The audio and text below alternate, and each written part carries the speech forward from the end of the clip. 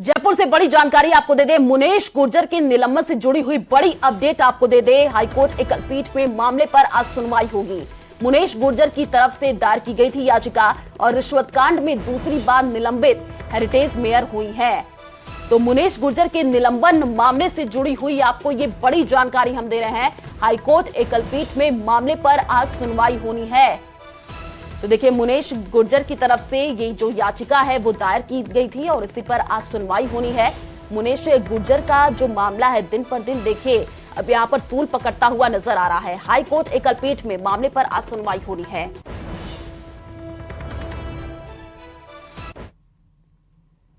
तो राजस्थान में चुनावी सरगर्मी तेज है। ऐसे में आरोप प्रत्यारोप की जो राजनीति है वो चरम पर है। सवाई माधोपुर में तो हाल बुरा है। यहां कांग्रेस के नेता ही आपस में जुबानी हमले कर रहे हैं। एक तरफ जिला प्रमुख पति हैं तो दूसरी ओर विधायक, लेकिन अब इसी कड़ी में प्रधान पति का नाम भी जुड़ गया है। देखिए रिपोर्ट।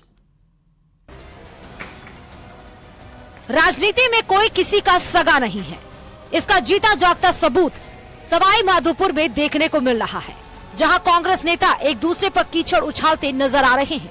अब जरा कांग्रेस पार्टी से जिला प्रमुख सुदामा मीणा के पति डिग्गी प्रसाद मीणा को सुनिए, जिन्होंने विधायक दानिश अबरार पर गंभीर आरोप लगाए हैं।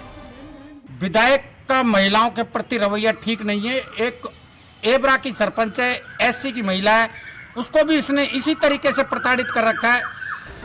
ये कांग्रेस के पहले ऐसे नेता नहीं जो खुद को बेहतर दिखाने के चक्कर में विधायक जी पर जुबानी हमले कर रहे हैं। जिला प्रमुख पति जहां विधायक दानिश अबरार को खरी खोटी सुनाते दिखे, वहीं दूसरी तरफ पंचायत समिति के नए भवन के शिलान्यास के मौके पर कांग्रेस पार्टी से प्रधान निर्मा मीणा के पति मुकेश मीणा ने जिला प्रमुख पति यानी डिग्गी प्रसाद मीणा को जमकर सुनाया। इतना ही नहीं, इस कार्यक्रम में उन्हें निमंत्रण तक नहीं भेजा गया। फिर भी हमारे पूरे कर्मचारी भयभीत हो गए, क्योंकि डिग्गी प्रसाद जी दादा है, वो तो पहले से ही दादा है, तो उनसे तो भयभीत वीडियो और ये बाबू की क्या औकात है। मैंने इनसे कहा मैं भी तुम्हारे डिग्गी से कम नहीं हूं, लेकिन मैं चलता हूं सीधा रास्ता, वो चलते उबड़ खाबड़। अगर जिस दिन मैं उबड़ खाबड़ चल लूंगा तो मैं डिग्गी से 4 गुना ज्यादा हूं। आप घबराइए मत। आरोप प्रत्यारोप के इस सिलसिले में नगर परिषद में कांग्रेस बोर्ड के उप सभापति अली मोहम्मद का नाम भी शामिल है, जिन्होंने अपने चैम्बर में ताला जड़ने के लिए इशारों में विधायक पर निशाना साधा। नहीं था वो ऑफिस, उसकी 3 चाबियां थी, स्वागत कक्ष की तरह था वो। नगर परिषद में मैंने निर्दलीय पार्षद राजेश पाड़िया को दे रखी थी एक चाबी, एक हाउसिंग बोर्ड का जो शर्मा है अपने बीजेपी का पार्षद, उसको दे रखी थी। सभी आते थे, बैठते थे उसमें।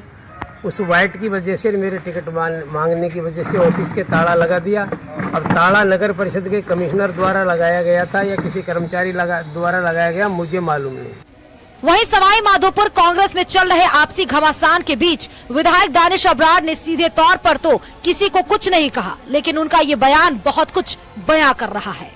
और जहाँ तक चुनावी मौसम का सवाल है, हम सब सच्चे कांग्रेस के सिपाही हैं। इस मंच के माध्यम से, पंचायत समिति के माध्यम से, आप सबके माध्यम से खुली घोषणा और ऐलान करता हूँ, आने वाले चुनाव में कांग्रेस पार्टी जिस किसी को भी सवाई माधोपुर विधानसभा से टिकट देगी, उसको पहली माला दानिश अबरार पहनाएगा। चुनावी समर में पार्टियां जीत के लिए विरोधियों से निपटने की रणनीति बनाती हैं, लेकिन सवाई माधोपुर में कांग्रेस अपने ही घर में घिरी है। ऐसे में एक दूसरे पर कीचड़ उछालने वाले इन नेताओं को टिकट मिलेगा या नहीं ये तो नहीं पता, लेकिन विरोधियों को इसका फायदा जरूर हो सकता है। सवाई माधोपुर से न्यूज़ 18 राजस्थान के लिए गिरिराज शर्मा की रिपोर्ट। तो जयपुर में पीडब्ल्यूडी विभाग की ओर से निर्मित पीडब्ल्यूडी मंत्री भजनलाल जाटव ने लोकार्पण किया। हवा सड़क पर बने श्रम कल्याण केंद्र के निर्माण पर करीब 61 लाख रुपए की राशि खर्च हुई है। लोकार्पण समारोह को संबोधित करते हुए पीडब्ल्यूडी मंत्री भजनलाल जाटव ने बताया कि हिंदुस्तान में सबसे अच्छी सड़क राजस्थान की है। लोग चर्चा करते हैं कि राजस्थान की गांव की सड़कें उत्तर प्रदेश के स्टेट हाईवे जैसी हैं। अब तक पीडब्ल्यूडी विभाग राजस्थान में 1 लाख किलोमीटर सड़कें बना चुका है, वहीं 1,70,000 किलोमीटर सड़कों का काम चल रहा है। इतिहास में तकरीबन हम लोग 1,70,000 किलोमीटर की सड़कें हमारी स्वीकृत हैं, जिनके अंदर हमारे अंडर प्रोसेस काम है। 1 लाख किलोमीटर के आसपास हम सड़कों का निर्माण कर चुके हैं। और सबसे बड़ी बात कि आज जो इस साल का बजट है, तकरीबन 18,000 करोड़ का बजट था, वो बजट आज की डेट में 94% हमने इम्प्लीमेंट कर दिया। भरतपुर से बड़ी जानकारी आपको दे दे, आरबीएम अस्पताल में बवाल देखने को मिला है। शख्स की मौत के बाद परिजनों का हंगामा यहां पर हुआ है। मृतक के परिजनों ने अस्पताल में पथराव किया है। आरबीएम अस्पताल के पूछताछ केंद्र के यहां पर शीशे भी तोड़े हैं।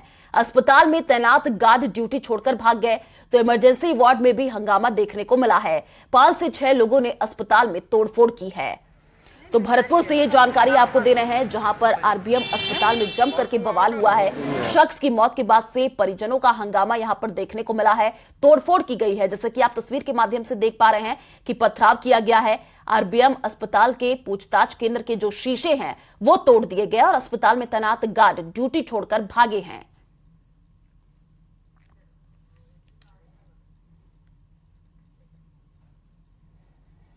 जयपुर से बड़ी जानकारी आपको दे दे, राष्ट्रीय रत्न कारोबारी से 27 लाख की ठगी का मामला सामने आया है। राष्ट्रीय रत्न बिकवाने के बहाने हड़पे डायमंड और पन्ने के 3 नग। तो मुंबई में देखिए, जयपुर से फरार जो शातिर ठग है वो पकड़ा गया है। पीड़ित कारोबारी ने जालपुरा थाने में यहां पर केस दर्ज कराया था। डीसीपी नॉर्थ राशि डोगरा डूडी ने ठगी का खुलासा किया है और जयपुर बुलाकर हड़पे 27 लाख के डायमंड और पन्ने के नग। तो यूट्यूब वीडियो में कारोबारी का मोबाइल नंबर देकर के संपर्क किया और शोरूम में सैंपल दिखाने के बहाने 27 लाख के रत्न लेकर के भागा है। मोहम्मद अनीस ने आशीष नाम बताकर के संपर्क किया था।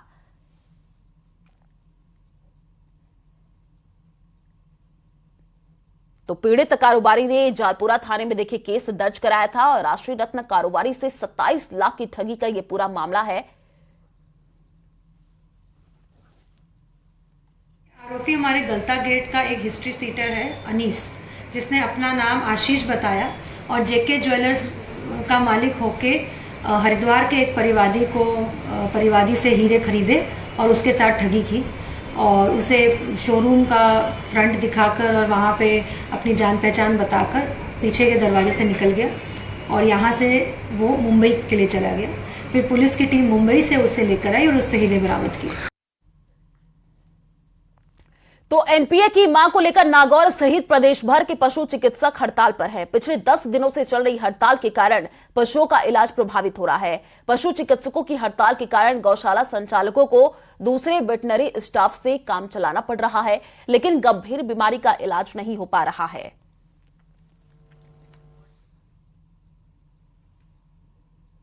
एनपीए सहित मांगों को लेकर प्रदेश भर के पशु चिकित्सक पिछले 10 दिनों से हड़ताल पर चल रहे हैं। इस हड़ताल के कारण नागौर जैसे जिले में भारी परेशानी पशुपालकों को आ रही है, क्योंकि नागौर एक कृषि प्रधान जिला है और यहाँ लोग कृषि और पशुपालन पर आधारित है। सबसे बड़ी बाधा उन पशुपालकों को आ रही है जिन्होंने अपने पशुओं के बीमा करा रखे हैं। ऐसी स्थिति में जिन पशुपालकों के पशुओं की मौत हो रही है उनके पोस्टमार्टम भी नहीं हो रहे हैं और इसके चलते बीमा से जुड़ी प्रक्रिया भी बाधित हो रही है। हमारे साथ पशु चिकित्सक है, हम उनसे जान लेते हैं कि क्या मांग है जिसके चलते वो 10 दिन से धरने पर बैठे हैं और पशुओं का इलाज भी नहीं हो रहा है। मुख्य मुद्दा क्या है और इससे क्या मांग आपकी सरकार से है? सरकार से हमारी जो है एनपीए की मुख्य मांग है, जिसके अंदर जो है पशु चिकित्सकों को एनपीए सरकार द्वारा दिए जाने का वादा कर चुकी, लेकिन सरकार द्वारा लगातार वादा खिलाफी करके नहीं दिया जा रहा है। हड़ताल अपनाई जा रही है सरकार द्वारा। जो नागौर जिले के ग्रामीण क्षेत्र है, यहाँ से किस तरह की जब आपने ये हड़ताल कर रखी है और काम नहीं कर रहे हो, तो क्या पशुपालक प्रभावित हो रहे हैं? इससे भयंकर प्रभावित हो रहे हैं। कोई भी बीमा कार्य नहीं हो रहा है। जो पशु मृत हो रहे हैं उनका पोस्टमार्टम नहीं हो रहा है, कोई किसी का हेल्थ सर्टिफिकेट नहीं बन रहा है, कई इमरजेंसी जो अटेंड नहीं कर रहे हैं, जानवर मर रहे हैं। तो ये किस तरह की बाधा अभी पशुपालकों को आ रही है? ये पूरी थोड़ी प्रक्रिया समझाइए, किस तरह की परेशानी हो रही है? हम एनपीए की मांग को लेकर पिछले 2 दशक से हम सरकार से मांग रहे हैं, परंतु हमारे साथ न्याय नहीं हो रहा है।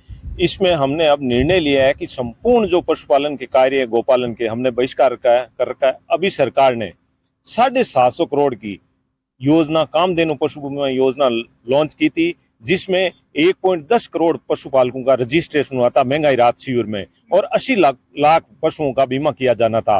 पशु चिकित्सकों ने इस योजना का, सरकार की योजना का स्वागत किया था और 6 तारीख को ये भीलवाड़ा से लॉन्च की गई थी माननीय खड़गे साहब और मुख्यमंत्री अशोक गहलोत के द्वारा। उस दिन हमारे एनपीए की घोषणा की जानी थी, हमारे को पूरा आश्वासन मिला था, परंतु ये घोषणा नहीं की। महेंद्र बिश्नोई, न्यूज 18 नागौर। तो राजस्थान में एक बार फिर से नर्सेज आंदोलन की राह पर जाने की तैयारी में है। प्रदेश राज्य के सेवारत नर्सिंग कर्मियों ने 3 महीने के लंबे आंदोलन के बाद 5 सितंबर से हड़ताल की घोषणा की थी।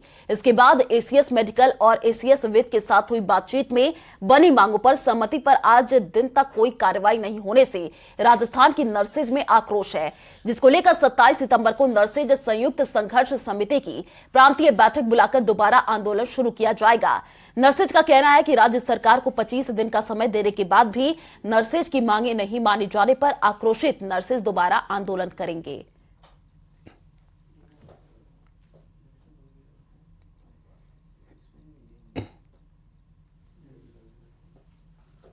कि हम आपसे निवेदन करते हैं कि आप हमें 15 दिन का समय दीजिए और उन सब के द्वारा 15 दिन का समय मांगने का और जनमानस को देखते हुए हमने राजस्थान की संयुक्त संघर्ष समिति ने विभाग के अधिकारियों को 15 दिन का समय दिया।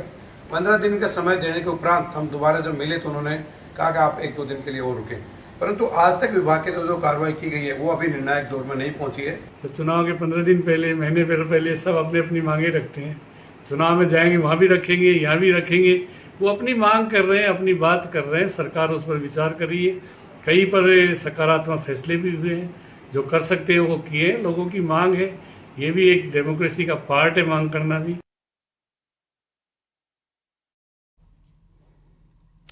बाड़मेर के रामसर थाना इलाके के सुवाड़ा कस्बे में एक परिवार पर उस समय दुखों का पहाड़ टूट पड़ा जब परिवार की गरीबी 2 लोगों के जान जाने के कारण बन गई।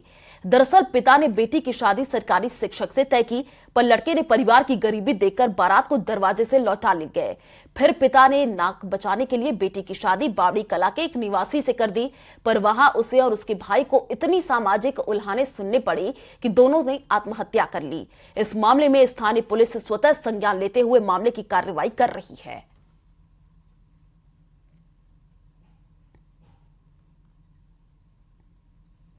लगी हुई है, नहीं रुकेगी, इसको मतलब शादी तो करनी पड़ेगी।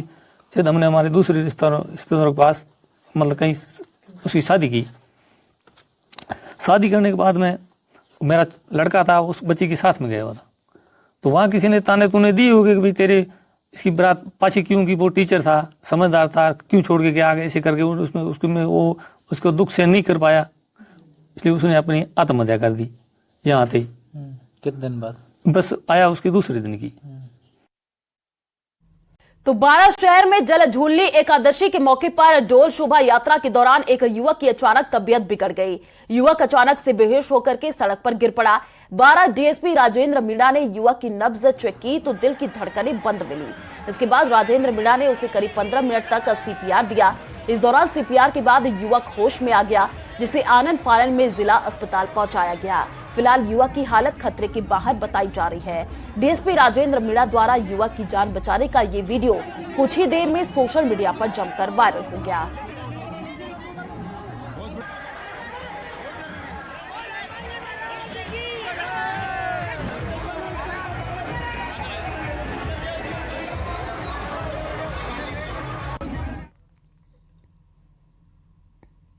तो राम मंदिर के भक्तों के लिए एक अच्छी खुशखबरी है। अयोध्या राम मंदिर की प्राण प्रतिष्ठा की तारीख सामने आ गई है। राम मंदिर निर्माण समिति के अध्यक्ष नृपेंद्र मिश्रा ने अगले साल 22 जनवरी को अयोध्या में राम मंदिर में प्राण प्रतिष्ठा होगी।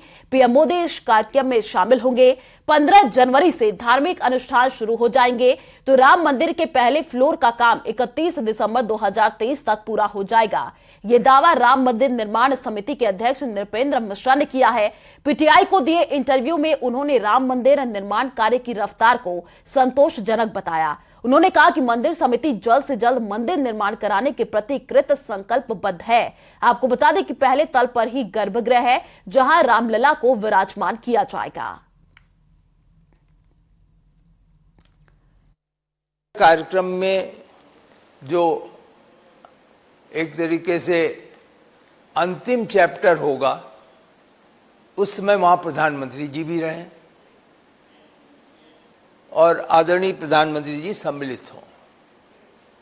संकेत हैं और हम आप थोड़ा बहुत अनुभव है, इसलिए हम दोनों ही शायद इसका अनुमान लगा सकते हैं कि जो कुछ भी होना है वो 24 जनवरी तक होगा।